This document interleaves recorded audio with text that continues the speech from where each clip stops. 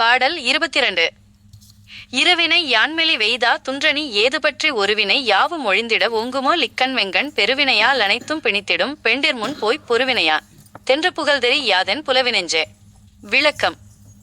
இரவினைகளால் நல்வினை தீவினை மெலிந்து போகாது உனது தனித்துணை பற்றி ஒரே ஒருவினையையும் ஒழித்திட மோட்சமடைய ஒலிக்கும் கண்களையும் வெம்மையான கண்களையும் உடைய பெரும் வினையால் அனைத்தையும் பிணிக்கும் பெண்களின் முன்பு சென்று பொருந்துதல் என்ற வினை என்னவென்ற அறியாத என் மயங்கிய மனமே என்று அருணகிரிநாதர் தன் உள்ளத்தை நோக்கி கூறுகிறார். இது உலக ஆசைகளையும் குறிப்பாக பெண்ணாசையையும் துறந்து முருகனின் அருளை பற்றி மோட்சமடைய வேண்டும் என்பதை உணர்த்தும் பாடல். பாடல் 23.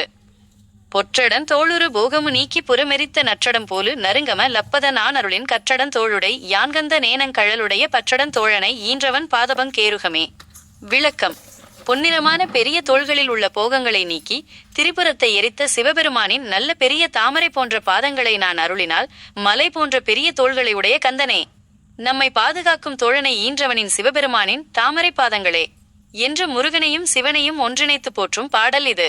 இப்பாடலில் உலக ஆசைகளை துறந்து சிவனின் பாதங்களை பற்றினால் முருகனின் அருள் கிடைக்கும் என்பதும் முருகனும் சிவனும் பிரிக்க முடியாதவர்கள் என்பதும் வலியுறுத்தப்படுகிறது.